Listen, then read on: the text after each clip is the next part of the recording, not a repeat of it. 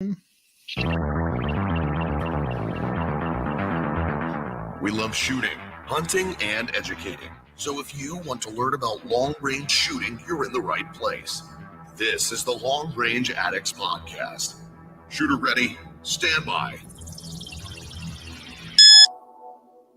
Hey everybody, I was going to do this just to record it, but I'm like, well, hell, it's freaking, what is today? Today's Thursday? Today's Tuesday. I don't know, whatever day it is. I don't know. I've lost for the last couple weeks. I've actually got a couple podcasts scheduled for this week, but I figured since Dave was going to be on here, we'd just do it live. And if anybody had any questions, they could answer. If not, we can just record it and put it on Facebook. But of course, I always want to start out by thanking our sponsors, a couple of them anyway. I try to thank a couple more throughout the show. Primary Arms, of course, one of our title sponsors. We, along with most of the companies in the Firearms Radio Network, has been sponsored and supported by Primary Arms, and we super appreciate their sponsorship and everything. I just got a new upper they sent me to test. They sent me, there's a million things. I was going through there yesterday or the day before. There's Vortex tripods, there's body armor, there's a little bit of everything. So Primary Arms is one of those new one-stop shops. Of course, if you use code FRN, Frank, Richard, Nancy, FRN, if you use that, you can get a free mount with a scope. And I just sucked that up because I was in the military and my phonetics just went to shit. I just did that. I can't believe it. But I want to, of course, also thank Falcor Defense. Falcor is one of our primary sponsors. The new Rock chassis, CSS chassis, MT7 and 7 actions, along with their new hunting style setup they just put a video out on their social media channel. So go check it out if you're a hunter. If you're a long range shooter, the new Rock and the CSS chassis are freaking badass. I've got both of them and I love them. And of course, one of our new sponsors just came on, Utah Air Guns. I'm working tomorrow actually on scheduling for RMAC, which is their Rocky Mountain Air Gun Challenge. I'm going to go up there, take my bus, sit down and do some podcasts there. So that ought to be interesting and fun. And they always have a phenomenal shoot. It's just not very far from me. It's probably only about 40 minutes from my house. So it makes it super easy to go hang out with the bus. Anyway, I want to thank, of course, Nosler. Nosler texted me a while back. We had them. If you want to go listen to kind of the things that's been going on with Nosler, Pat Mundy came on a few weeks ago. And we talked everything Nosler, but they were nice enough to send me a bunch of bullets. I love it when Brown Santa shows up and gives me all sorts of good stuff. They sent me a few hundred of the new 115 RDFs. They sent me some of the 105s and 140s. I mean, they just hooked me up. So super excited to try them out. I've never really shot the RDFs. So it's going to be something new for me, and I'm going to see where they like their jump, and we're going to go shoot them and see how accurate we can get them. Anyway, to the guy of the hour that we came here to talk to, Dave Nash, as most of you know him, Mr. 22 Plinkster, YouTube, Instagram, Facebook, everywhere else. You've seen most of his movies probably. Known Dave for a while since my voodoo days, and I thought, well, hell, I'll bring him on. I just saw a picture of a hunt he did in Montana, and it kind of piqued my interest, of course, because I love hunting, long range stuff. So I figured I'd bring him on. How you doing, Dave? I'm doing well, man. How are you? It's that week when you can't even freaking remember what day it is. I'm like, what today the hell? I actually done that a couple times today. So I was thinking for about an hour this morning, it was Saturday. Oh, you're behind more than I am, or maybe you're. Well, I don't know if I'm behind or I'm ahead. That's the scary part. Yeah, you might be a few days ahead, or you might be missing a few days there. That might have been a binge gone wrong or something. So yeah, I've been busy, man. You just said, see, that was the funny thing. We were just talking before we went live, and he was talking about a binary trigger going everywhere. And when I worked at Barnes and Remington in their infinite imagination decided to put that really black speck epoxy all over the floors, so you can't find anything. So if you lose a detent spring, if you lose anything, you're on your hands and knees with a magnet and a flashlight trying to look flat across it to find it. And that sounds kind of like what you were just doing. Yeah, I had a little bit of difficulties, to say the least, and We talked about it before we jumped on here. I don't like reading instructions. I'm like, yeah, it's a gun. I can fix it. I can build it, whatever have you. And I made a mistake and I went to take everything out and that whole thing just threw up. I'm talking springs went everywhere. I think one of them hit the cat, one of them stuck in the ceiling. So it's, I'm not, I just gave up, man. I just like, you know what? I'm not even going to look for it right now. I just need to get some sweet tea and chill out. That's one thing I miss about the South was a good sweet tea. Where do you live? Alabama? No, I got too many teeth to live in Alabama. Um, so no, sorry, all Alabama fans, but I live in Tennessee. Oh, okay. Close, but not the same. Yeah, Okay. still, yeah, so still South, but not quite Alabama. So, Right. yeah, we're going to talk about here in a minute, but just talking about sweet tea, I was in Montana a couple of weeks ago, and man, when you ask for sweet tea out there, people look at you like you got the plague or something. Like, why do you want to sweet your tea? And I'm just like, well, how else do you drink it? So Right. every restaurant had like unsweet tea, and man, I was ready to get back home. Yeah. That was one of those things when I was stationed in Georgia, I was stationed in Augusta, Georgia. And sweet tea came with everything. I mean, we'd call the Chinese restaurant because we loved their Chinese food, and it even came with sweet tea. It's just like a Mhm. South thing. Yeah, And it man, I like my sweet tea just like thick and just like if you can see through it in a mason jar, it's not going to be good. So I like it thick and sweet, man. Very you, very strong. you don't need, you got to filter it with your teeth a little bit. Yeah, dude, I'm telling you, you get out here because I live in Utah. You don't have the sweet tea. You don't have the same thing. So you go out there, that was one of the first things we went out to, like the IV 888 thing was a year ago or 2 years ago, whenever it was. First stop I made coming out of the airport was all right. We got to find a barbecue place, and then I got to find a sweet tea place in no particular order. And luckily, we found both at the same time, so that was really good. Well, man, dude, I haven't. You know what? Utah's one of those states I've never hunted. Well, get out here. Let's get after it. So my buddy invited me a little while ago to, I guess about 2 years to do some antelope hunting, Mhm. and I never took him up on it. So I guess I need to go out there and go antelope hunting. Was that in Wyoming or Utah? No, Utah. I killed one in Wyoming last year, but he invited me to Utah to go antelope hunting. Y'all got antelope, right? Yeah, but it's a draw state, and it's usually super hard to get it unless he's got like a landowner depredation. They're Yeah. antelope. That's why we in Utah go to Wyoming because they got the better draw system up there. But I mean, that's the thing is the antelope are thriving right now, which I hope they stay going that way. But a lot of our other animals aren't doing so great, which sucks. Yeah, I killed a booner in Wyoming. Antelope. I killed a dandy, man. Where were you? Center or Yeah, I was near Carlisle. okay? So if you know where Devil's Tower is, Uh-huh. Uh-huh. I was hunting about 15 minutes from there. Okay. So you're over on the other border. So Well, I'm north. I would be north. That'd be northwest. did you fly in Uh, Cheyenne or where'd you fly into? no, Rapid City. And it's Oh, about an hour and a half from Rapid City. yep, yep. So that's the opposite side. When we hunt, there's a bottom corner down here, like Great. comes off a couple different places, and it comes off a big lake, and it's Evanston and this whole area down here. But a lot of the really good units, a lot of them are all private. There's a lot of private property on them. So now, Yeah, and you know, you do a lot of like, you talk a lot about long range shooting and long range hunting on your podcast here. And do you want to hear the quick story about my antelope? yeah, let's hear this. All right. So I got this Savage, the 110, the ultralight. They're the ones that have the ace barrel. Uh-huh. And I had it dialed in, had custom scope on it with custom turrets, shooting 130 grain federal, terminal ascent, like had everything, elevation set on the turrets, everything. I was out there and I was smacking, 8-inch steel plates at 1,000 yards, pretty consistently with it. And I'm all fired up about it. And because I've never been antelope hunting before. Well, I've been antelope hunting, but I've never been in the driver's seat. I've been with other people who's hunted them and killed them and stuff. And so we get out there and we spot this antelope at probably the first hour and a half, 2 hours of the hunt. We spot him at about 2,000 yards. Got the spot and scoped on him. My buddy was like, "That's a good one. That's a real good one." I was like, all right, let's make a move. So we went down the road, parked the truck, and I told him, I'm like, I'm good. And there was no wind that morning. I said, I'm comfortable at 800. You know, I'm that's about where my cutoff's going to be.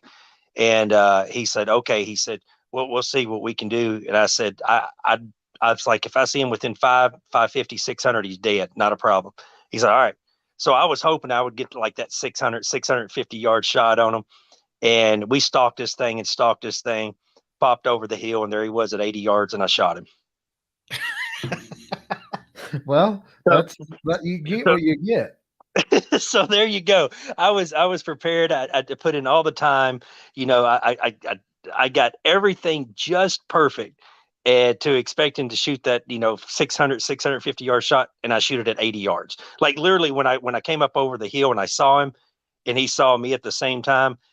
I don't know why. I always have my scope turned down to like 6 power, but for some reason it was at 20 power, and I put it up there. I couldn't even see. All I saw was hair. And so I had to dial my scope down, and then boom, you know, he took about 6 steps and he was gone. I was like, well, that was awesome, but I wanted that long shot, but it didn't happen.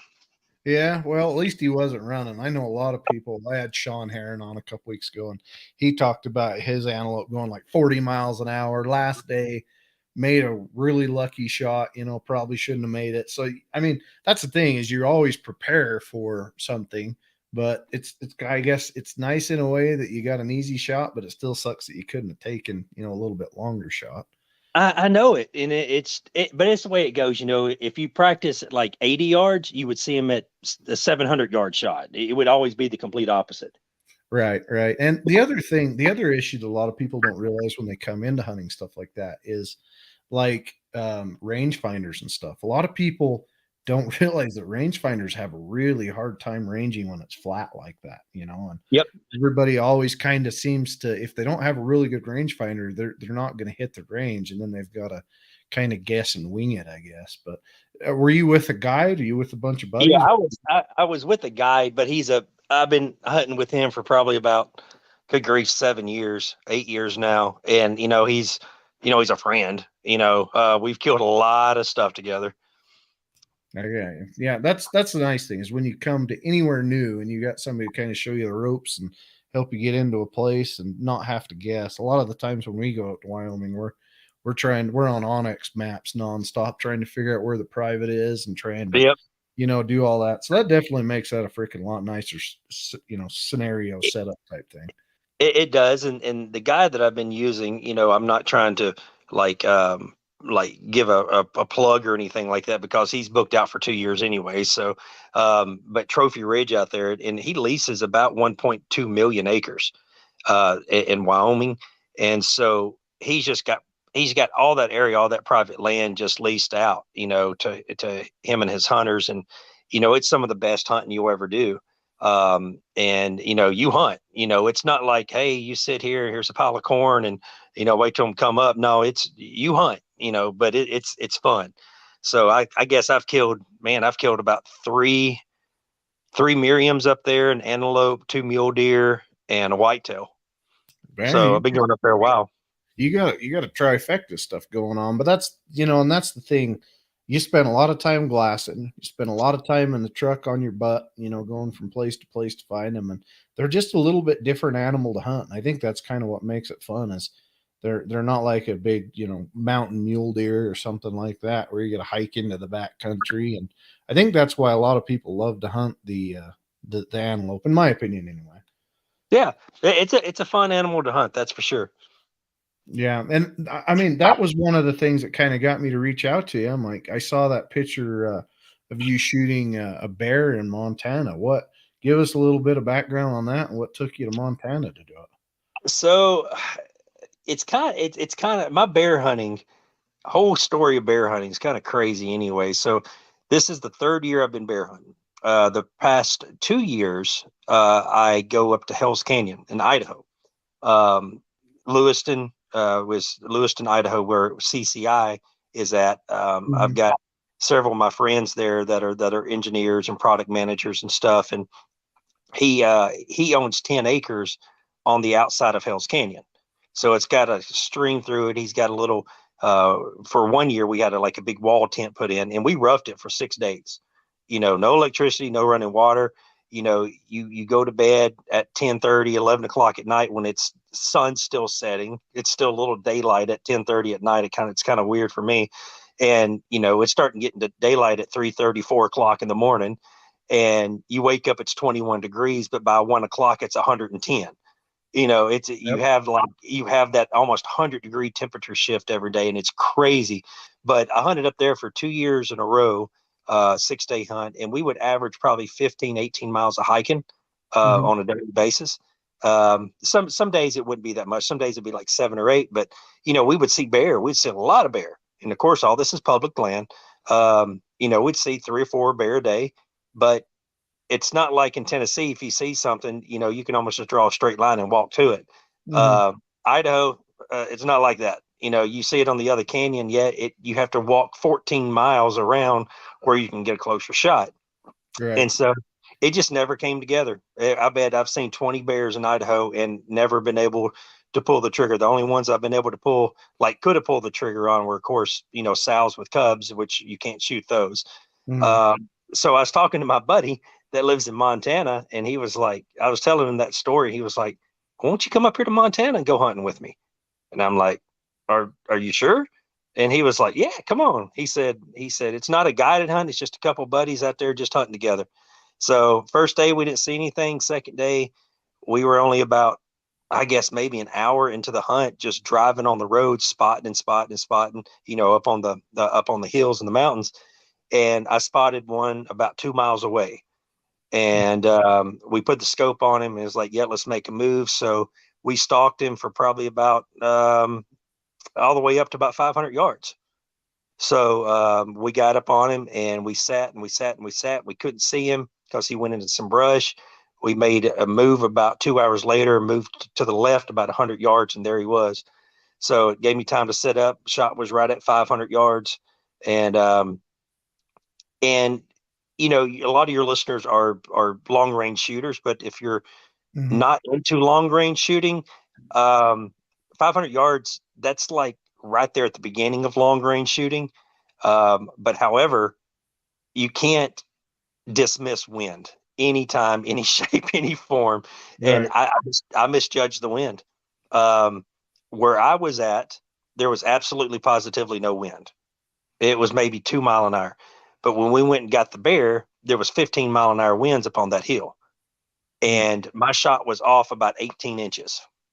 Wow. So So I think I went 6.2 MOA, my clicks, and I didn't give it any windage because there was no wind. And get up there and I hit him actually in the back hip.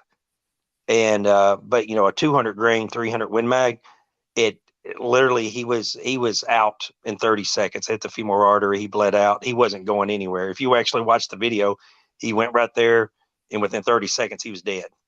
So I was ready for another shot, but thank goodness, he passed quickly. Yeah, and that's a lot of wind for even a 300 Win Mag. Usually that big bullet doesn't have to buck the wind too bad, but yeah, that's crazy that you've got that much wind only at 500 yards. Yeah, it was weird. It was just like, because we had to cross this little canyon. As we started going up the hill to get the bear, it was a drastic wind change. And it'd probably been there the whole time, but not everything was bloomed out. There was nothing really to look where you could see where there was wind. There wasn't any trees or vegetation blowing, but when you got up there, you felt it. Yeah, that's crazy. And the other thing is, a lot of those come with a lot of updraft and downdraft too, and that's super hard to judge when you're making a little bit longer shots as well. Yeah, that's why I never really took the 1,000-yard shot in Idaho, which I passed up. I like to kill mature animals. Okay, when I'm hunting, I don't like to, I'm not a trophy hunter. All right, don't get that wrong. I love eating the meat and everything, but I want to outsmart the smartest animal in the woods. Okay, and I had to pass up a booner in Idaho. He was about 1,000 yards. Big black bear, man. His head looked like it was 6 feet wide. But I had to pass him up because I didn't feel comfortable at 1,000 yards because the wind was blowing from my left to right. Well, you look down the canyon, the wind was going right to left. And then you're talking about the updrafts and the downdrafts. And then, the wind was changing like 4 different directions by the time it got to the bear. I'm not that good. There's no way I'm going to try to make that shot. Right. And that's that we've talked about it a million times on this podcast is the ethics when it comes to an animal. You're not shooting a piece of steel anymore. You're shooting Nope. something that if you wound it and you can't get a good enough blood trail or anything else, and there's so many people that just wing round after round after round at something. And I'm like that. It is hard. I'll be the first one to admit it's super hard to turn that excitement off, and turn on the actual decision maker, the person that understands that, hey, that's got to be some ethics when you come to shooting that animal, whether you shoot it in the dang foot or whatever else. You know what I mean? I that's how I was taught. Growing up, my dad taught me how to shoot, and it's not like it's a different generation now in shooting. I'm 43 years old, so back in the 80s and the 90s when I was shooting, hunting, there was no such thing to my dad as recreation shooting. You hear about all these people going to the range and shooting and indoor ranges and outdoor ranges. No, that was blasphemy to my dad. Like, you don't waste ammo, period. And so, he was very, very strict on ammunition, and he would allow me to sight in the guns, and that was it. And for every time I missed like a squirrel or a rabbit or whatever have you, say for instance, he gave me 10, 22 rounds. All right. And I went squirrel hunting. Well, I came back with 5 squirrels and no bullets. I missed 5 times. That's 5 days I couldn't hunt. My dad would ground me for each day that I missed.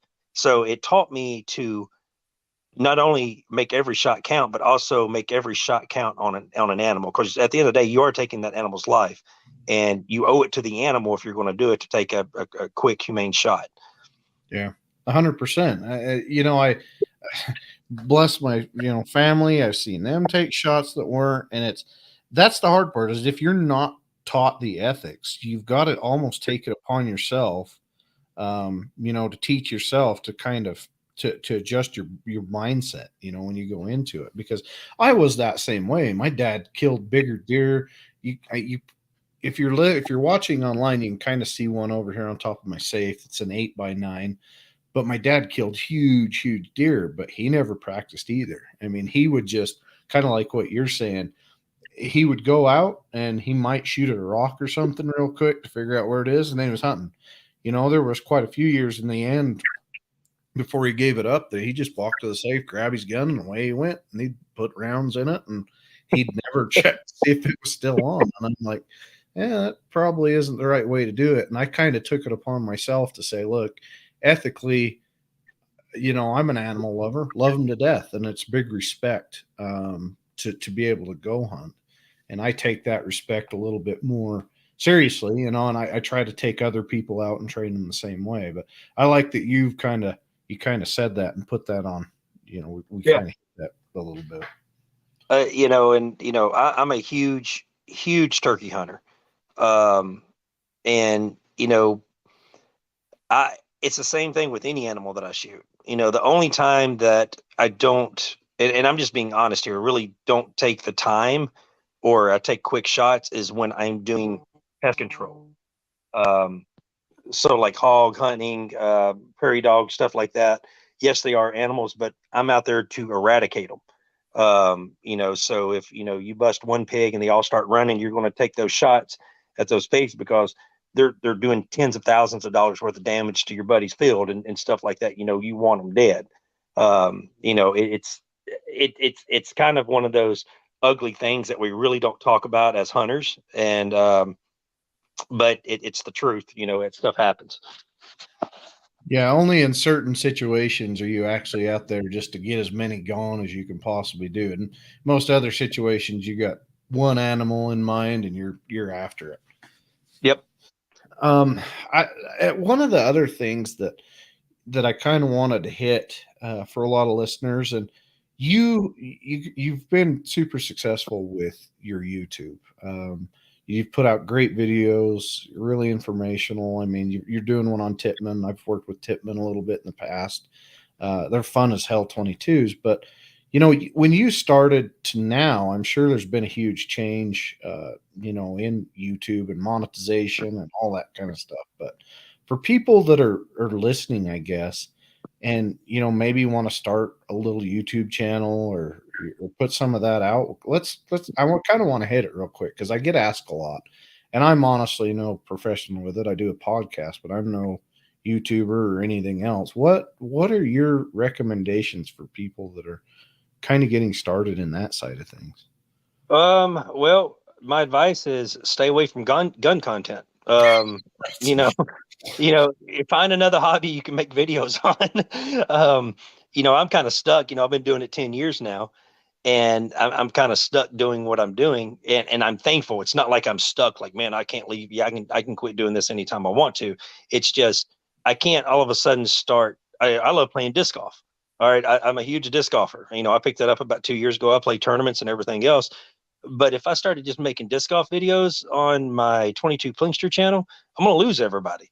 And so, I can't make that change now. Yeah, I can make a second channel, but man, I don't even have time to do the first channel right. So I don't want to like start doing that. But the thing is, what I tell everybody, I've been asked 1,000 times down through the years, how do I grow my YouTube channel? Like, and all this stuff. And I'm like, listen, I didn't start YouTube to do it for a living or to even make a dime. I was just some redneck with the 22 out there just doing trick shots for fun, but stuff I kind of grew up doing anyways with the neighborhood kids and with BB guns because I couldn't waste ammo. Daddy wouldn't let me waste ammo. So I do with BB guns.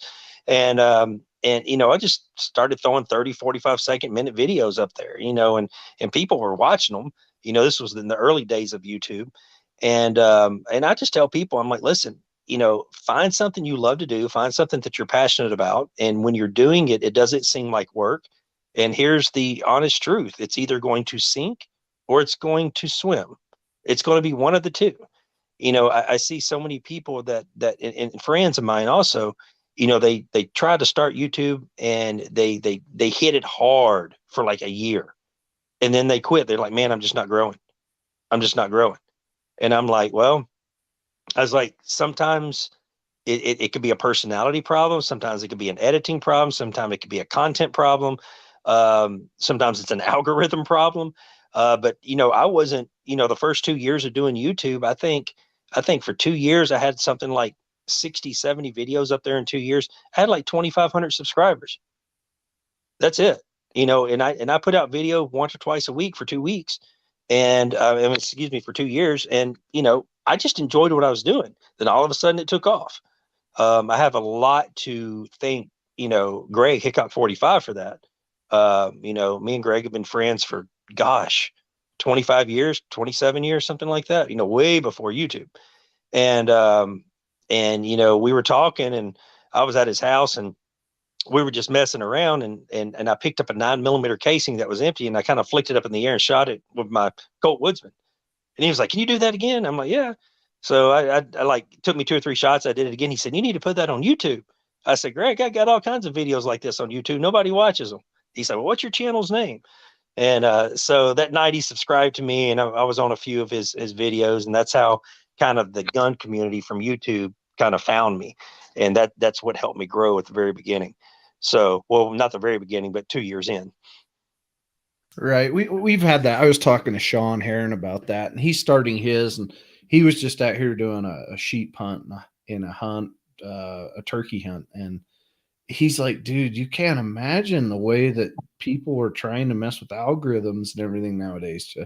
You're putting out, you're spending money. A lot of people do spend money on editing because they just can't, to get your videos in the right spot. And he goes, there's this program to use and there's this program to use to kind of see, where your keywords are. And I'm just like, holy crap, for the average person, this is probably not something that you can, especially like you said, in the guns and ammo side of things. It seems like hunters get away with a little bit more if they're just hunting, if they're not trying to sell, the gun or parts or anything like that. But it amazes me how many Tom, Dick, and Harrys are out there trying to put out, content anymore. And it's kind of like a few people have asked me. And I'm like, well, if I were to think of really trying to push a YouTube channel, it would all be about, number one, content. Like, what am I going to build? And is it actually entertaining?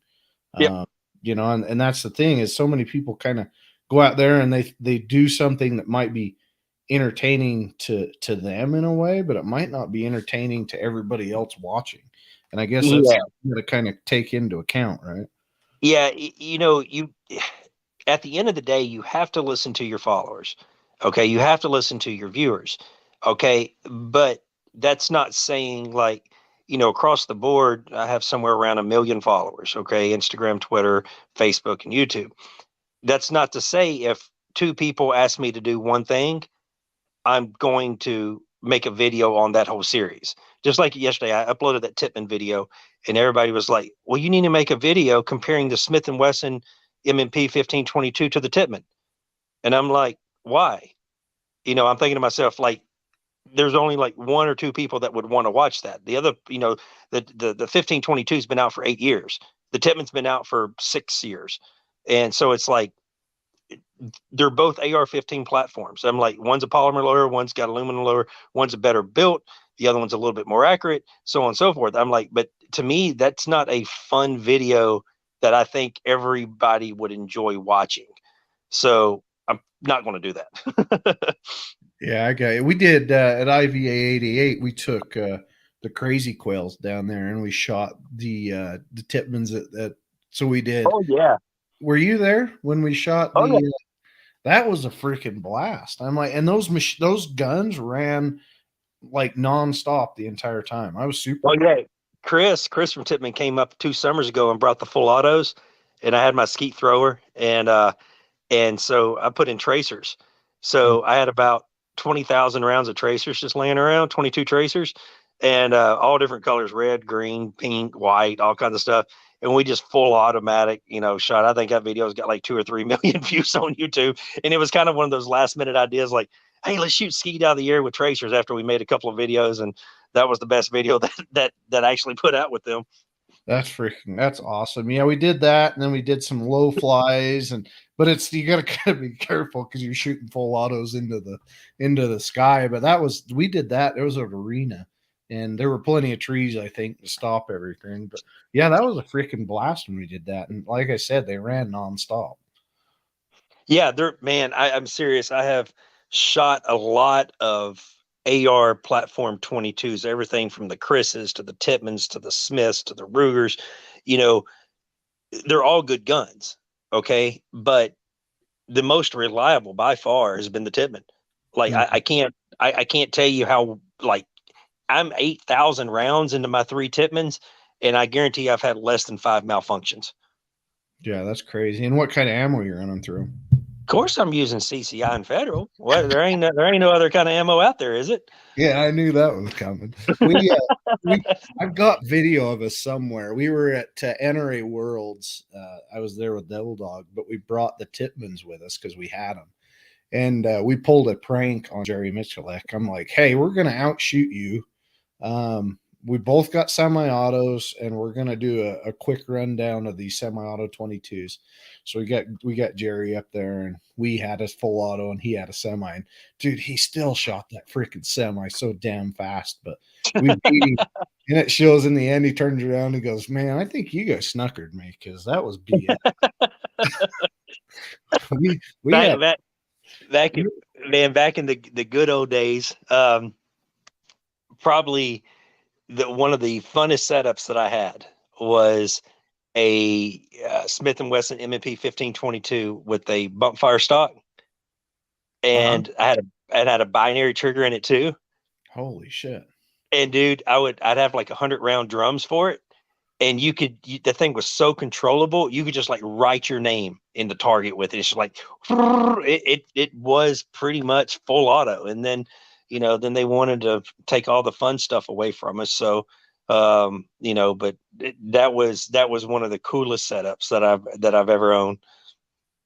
Yeah, that we did some that same weekend. We had some side by sides, and we'd come sliding in on the side-by-side sideways, going full auto on steel and all sorts of stuff. And that's just like, they're quite a bit cheaper to shoot full auto. They're not like a 223 going full auto. Yep. You're right. So it just takes a while to get all that oil shit off your fingers from trying to load the mags with so much freaking oily 22 ammo. yeah, the oil or with CCI, it's the wax. So when it's hot outside, you get that wax melting a little bit. Yeah. So super but slick. yeah, they're slicker than snot on a doorknob after a while. Yeah. That's one of those things that's always been about rimfires is, I didn't really necessarily, I grew up, one of my first guns ever was the Model 60, the original good old Marlin Model 60. Oh yeah. And that thing, dude, I could kill, kind of like what you were talking about, you and your dad, dude. I could kill anything with that gun. I mean, I just knew that gun. I knew where the aiming points were. I ran just cheap ass Remington, crap ammo through it, and the thing just shot. I couldn't ever believe it. I still got it. It's like an heirloom to me now, but the 22 world never really took off to me and never got my attention until I started working at Voodoo. And then now I've got, I don't know, I've probably got 15, 10 22s, a bunch of customs that I built with proofs on them. I've got a couple Voodoos. I've got a few of the really cool Savages. I kind of went off the deep end when I got into the rimfire side of things. And you can do it. People kind of make fun of me, when they stumble onto my channel. They're like, man, you need to shoot real man's guns. You quit shooting 22s. And, and I know that, there's a part of them that are joking and there's a part of them that are serious. And, I don't just shoot 22s. I shoot just as much centerfire as I do rimfire, but my channel's primarily rimfire. And it's just, if someone does not like literally take the time and enjoy rimfire shooting, I don't think we could really be friends. I honestly don't, because why not? You're getting trigger time in. They're extremely accurate in the right hands. They teach you a lot about ballistics. The drop, wind affects them a whole lot. If you have a right setup, it's going to be reliable. And you can shoot all day on the range for just a couple of dollars. I'm like, so, why, why diss them just because you want to? It's, unless you try it, because I've had a lot of my friends that are not rimfire guys. And as soon as they shoot my Vakortsons, or whatever I bring out, they're like, all right, I'm going to order one of those. So like, I can't tell you how many Vakortson pistols that I have sold friends of mine. Well, I haven't sold them my guns, but they went out and bought a Vakortson because they shot mine. It's like, I never thought I'd spend $1,200 or $1,400 on a 22 pistol until you shoot that Vakortson. It's the same thing with Voodoo.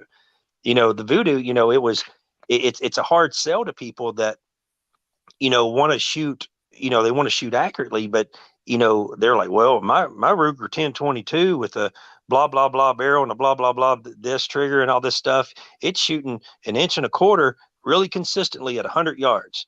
And I'm like, well, that's pretty good. I tell anybody, any rimfire that you can get to shoot sub MOA at 100 yards, keep it, because that's a good one. But when you're talking about the accuracy of the Voodoo off camera, I shot 2.26 inch groups, 5-shot groups at 100, 0.26 at 100, 5-shot groups with that Voodoo. And people are like, well, I'm shooting a 0.6 with this. I'm like, well, that's not a 0.26. I'm like, you get out there about 500-600 yards and see how much difference that makes. Oh yeah. Yeah. That was one of the things that also blew my mind was the ammo selections.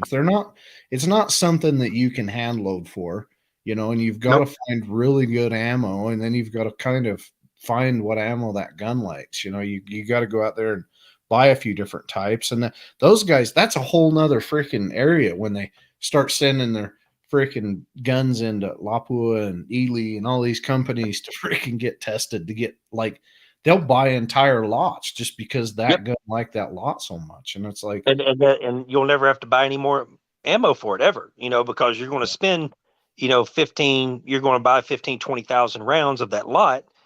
Well, do you know how long it will take you to shoot 20,000 rounds out of a bolt gun? Yeah. It's not a 1022. A long time. Yeah. A very, and it's just not like a bolt gun that you're just, shooting 1 second between shots. It's every shot is calculated. Every shot is you're taking your time, you're breathing, and it's that's a lifetime of the gun right there. Right. And the other cool thing is you'll never burn the barrel out. I mean, No. I had people ask me all the time, hey, well, what's the barrel life? I'm like, oh, you might, just screwing with them. I'm like, you might get 2,000 rounds out of it. And you hear kind of a silence at the other end. I'm like, I'm kidding. Your kids are still going to be shooting it, and they're still going to be Yep. shooting it just as freaking accurate as you and I are shooting it right now. It's funny you say that. I've got a 1964 Colt Woodsman that I have personally put 80,000 rounds through. Oh, shit. And it still shoots like it's brand new. Yeah. I mean, there's no pressure. There's no heat. There's nothing to build anything up like that. Plus with 10-round mags, you're not going to be able to get the barrel hot enough, by repetitive shooting, unless you're out there in freaking, Hell's Canyon and it's 150,000 degrees or something like that in the summertime, and you just keep on. But even that, if you take care of your stuff and you buy quality stuff, it's going to last you your lifetime. Right. Yeah. And the other thing that I kind of wanted to hit on, and I've said this in other rimfire, but the ability to get, we always talk about, how do we keep people in the sport? How do we keep people evolving? How do we keep, people coming and shooting? And I think for women, for ladies, and for new shooters, it's one of the best tools that you can give them, because, we always said it at Voodoo, we put a suppressor on a Voodoo and you get the Voodoo smile, or you get the Voodoo giggle, because they're like, did that shoot? Was that just fire? Did you load it? And like, yeah, that's what it really sounds like when you shoot it. They're that quiet, and I can take my kids out and my ears aren't ringing when we're done, and they can shoot all day long. And my kids have killed their first rabbits with it. I killed my first rabbits with it. It was, you kind of make it kind of like what you were talking about. It's one of those things that builds a ton of memories, coming out and doing stuff like that, and letting your kids or your significant other or new people, and that's one reason why people are always like, why do you have so many 1022s? And I'm like, because I let people borrow them. I let people, they're not that big a deal. If you kind of scratch it, I'm not going to be heartbroken. You're going to go out there and you're going to have fun and you're going to laugh. And kind of like what you said about the Volquarts and stuff. It's like, after they run it, they're going to go buy one because they had so much freaking fun with it. Yep. And, you're talking about the Ruger 1022. I think I own somewhere around 30 of them, in some shape, form. Not any two are identical. Yeah. They're all got different stocks, different barrels, different optics. They're like different triggers. Like they're all different. It's just like I have, probably 30 or 40 ARs. None of them are the same. Not a single one of them.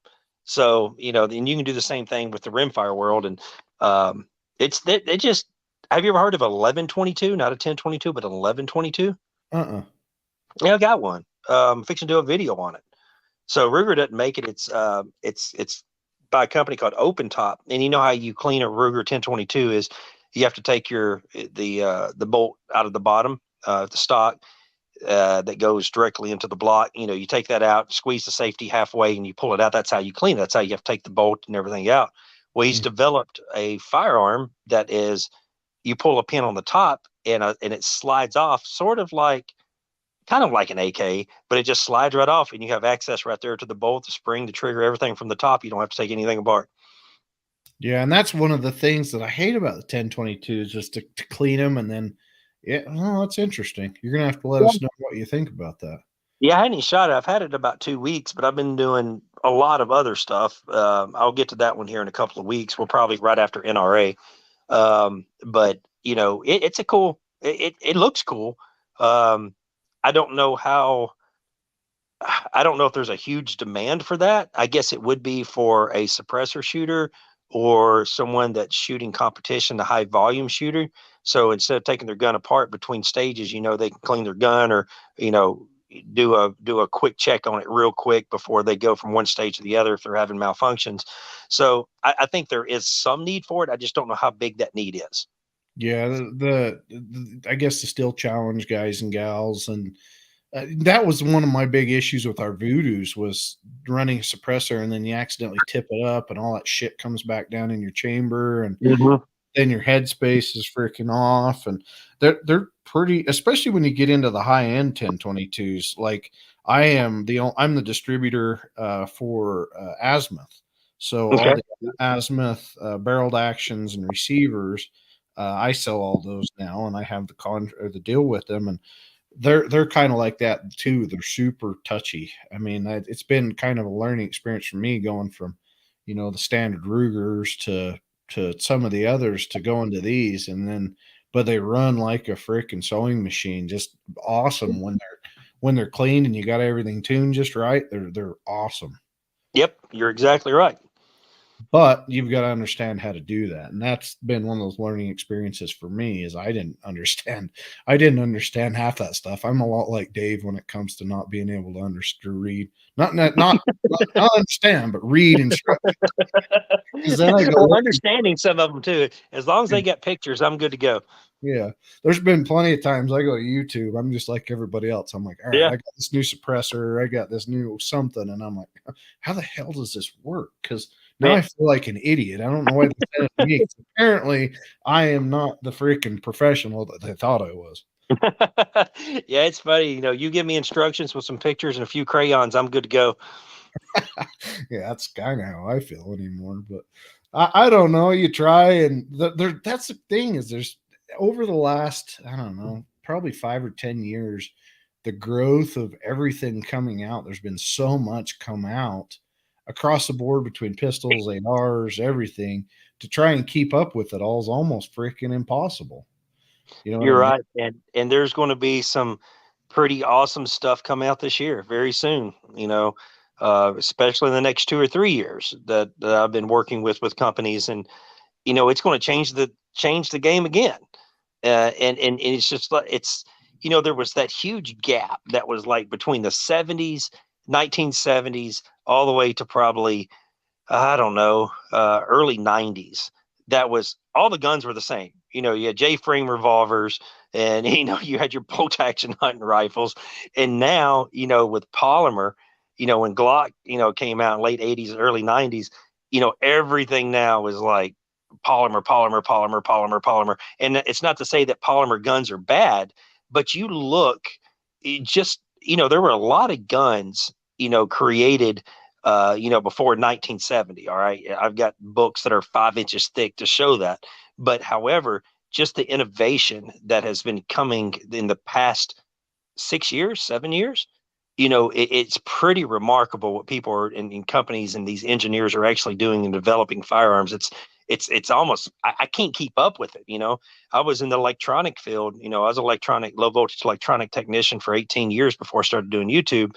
And I had to work on stuff every single day and be in that stuff every single day to know it, to understand it. Now that I've been out 7, 8 years, good googly moogly, there's no way I could go back to that field, because in that 7-year time frame, everything has changed with electronics. So, and it's the same thing with the firearm world. You got to stay on it to keep up with just the technology of things. Right. Yeah. I mean, doing this full time, I get asked all the time, "Hey, did you see this? Did you see this?" I'm like, "No, send me a link to it." I'm like, that's half the problem is because I get so focused on something, I don't see the next thing come out. Well, can I tell you? Can I like drop a bomb on your podcast here? Sure, go ahead. So, if any of your viewers watched my Titman video from yesterday, and if you haven't had a chance, go watch it. I'm shooting my still targets, and my still targets are have a report, like a small explosion every time I shoot them. Really? Yeah. And it's something called it's like binary paint. Huh. Yes. So it's kind of like a tannerite ish. So you could paint one silhouette target with it and get about 100 reports. Wow. So it's loud, it gives you the flash, it gives you the smoke every time you shoot that target. Huh. That's interesting. So let me ask you a question though. If that was somewhere hot and dry, would it be scary to shoot it with something bigger and have maybe a spark or something? Yeah, it is flammable. So, you do get a flash. So, you gotta be careful where you shoot it and stuff. But this guy contacted me probably about 2 months ago, and he was like, and you know how it is. I get contacted probably 50 people, companies, small pop companies every day about, hey, I got this new product. I want to send it to you. And, I can't accept things like that because honestly, I would not have room to put everything that people want to send me. And plus, if it doesn't interest me, I don't think it's going to interest you because we're kind of in the gun world. We've seen a lot of stuff. Yep. And this guy was like, yeah, I came up with this paint that it's like a binary paint and you shoot it and it pop. I'm like, you got a video of it? And he was like, no. He said, I just got the patent on it last week. And I was like, well, send me a video. He said, let me go outside and make you one real quick. So about an hour later, he sends me a private video. And I was like, well, that's pretty cool. So he sent me a can of it and I put it on there and people are like freaking out in my video about it. They're like, what is it? What is it? And I really can't tell them the name because it's not out yet. Yeah, he's got a patent on it, but there's nowhere you can buy it. Like he doesn't know how to market it. He doesn't know how to do anything. He's a paint and drywall guy. And so I was like, man, you're going to sell more of this stuff than you ever would dream of. I said, but you got to have all your ducks in a row first. And I'm going to try to help him a little bit trying to do that. Yeah. I mean, that's just a big thing, especially here in like Utah and out west where it's super, super dry, is making sure, because that was a tannerite issue. Everybody was shooting tannerite and they had to make it illegal because people weren't God bless them, have the common sense God gave somebody to freaking understand that you can't shoot tannerite in the middle of a weed patch. So tannerite's illegal in Utah? It is on BLM land and Forest Service. You can still shoot it on private property, but if you start a fire with it, you're going to be willing to pay the damages incurred on fighting that fire. So, oh, wow. So I mean, millions and millions of dollars. So if you start one, you hold on for your life because that happened. I mean, people were starting fires right and left with tannerite, and you can still buy it. It's still on the shelves here, but that was the problem: is people just weren't smart enough and conscious enough to when they shot it to make sure that at least all around their target was clean to where it didn't start a fire. So, yeah, I have shot so much of that stuff. It's fun, it's cool, but I remember the first days of YouTube, everybody and their uncle wanted to make a tannerite video. It's but now it's just like, something new.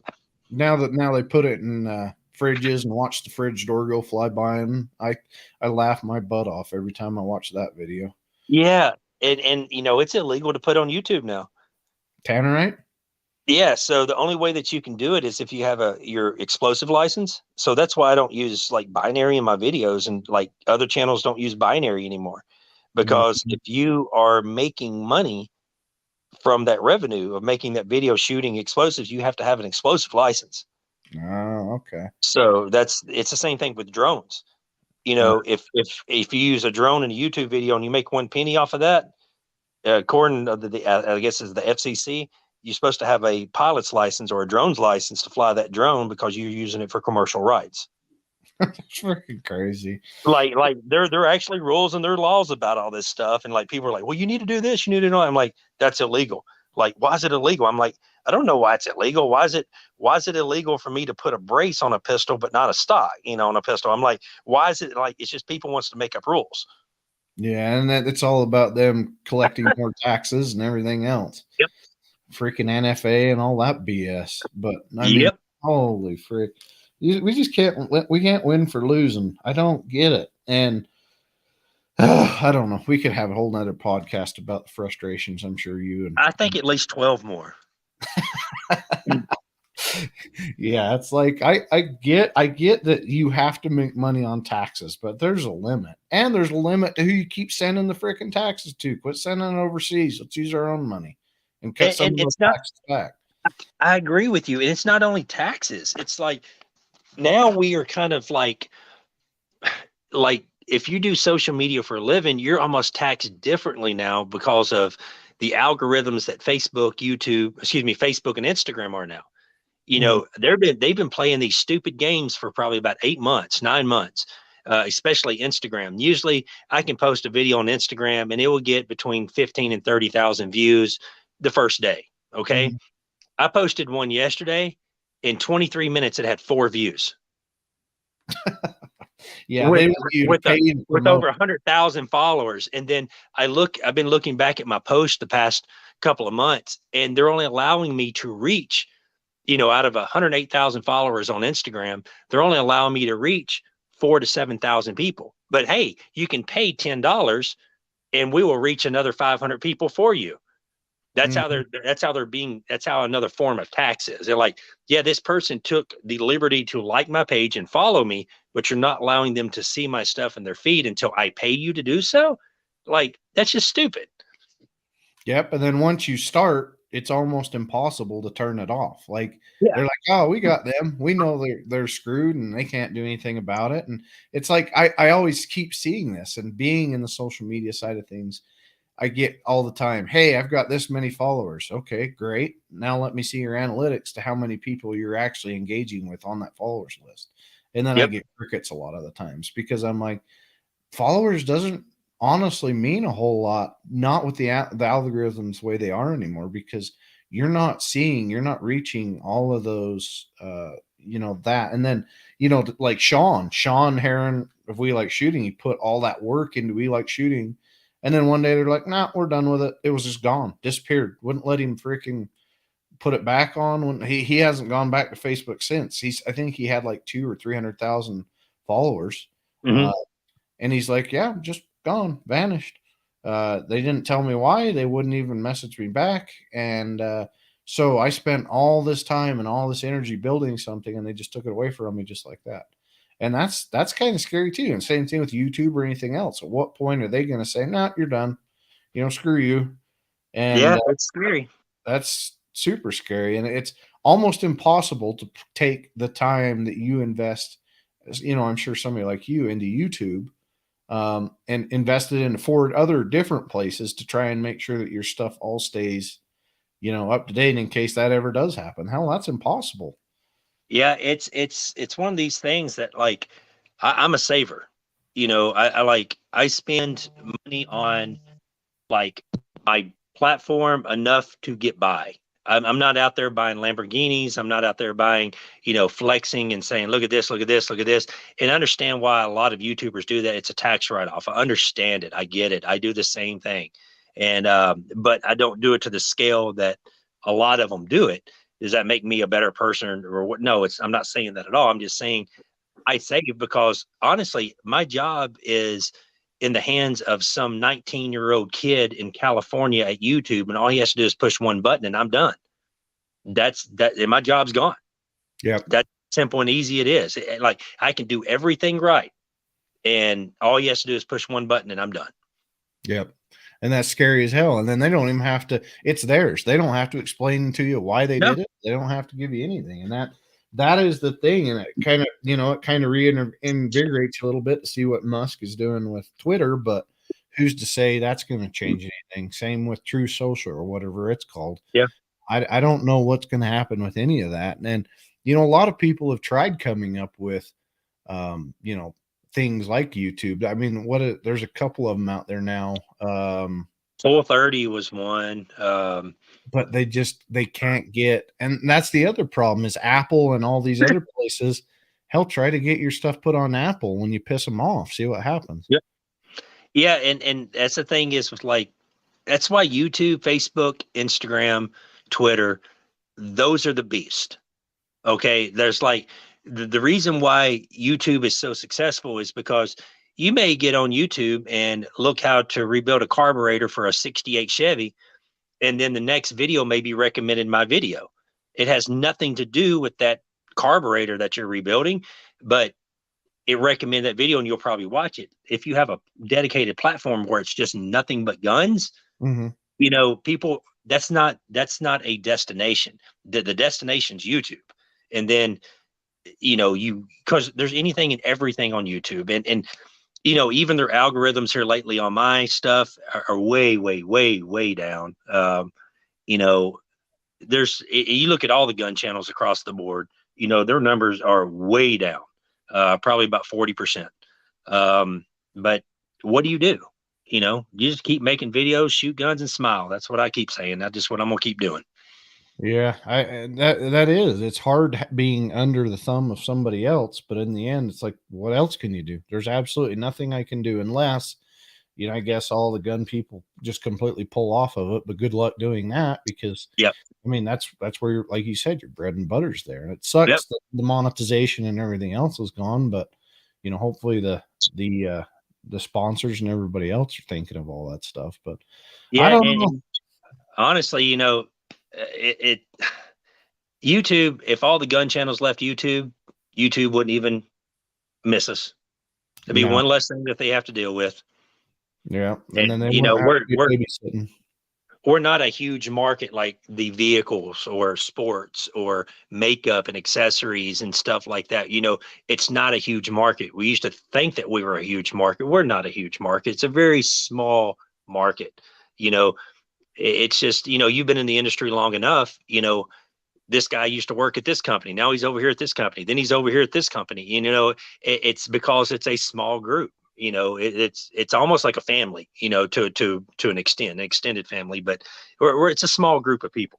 Right. Now I tell everybody, I'm like, the firearms industry is a passion that people come here. It isn't, you don't see these big executives really flying in jets to go places like you do in a lot of the other Yep. industries. You know, you don't see multi-million-dollar mansions. You don't see that stuff. You know, these are just guys and gals that have figured out a way to make themselves comfortable, and they get to keep doing what they love doing. And that's funny. A lot of people keep coming to me and asking me, they're like, hey, you do marketing and PR in the firearms industry, I want to do that. I'm like, are you sure you really want to do that? Because you know, I get people all the time, hey, I just graduated in social media from so and so, and I'm going to come to the firearms industry. Good luck, because whatever they taught you in that social media doesn't mean shit in the firearms industry. Because You're exactly right.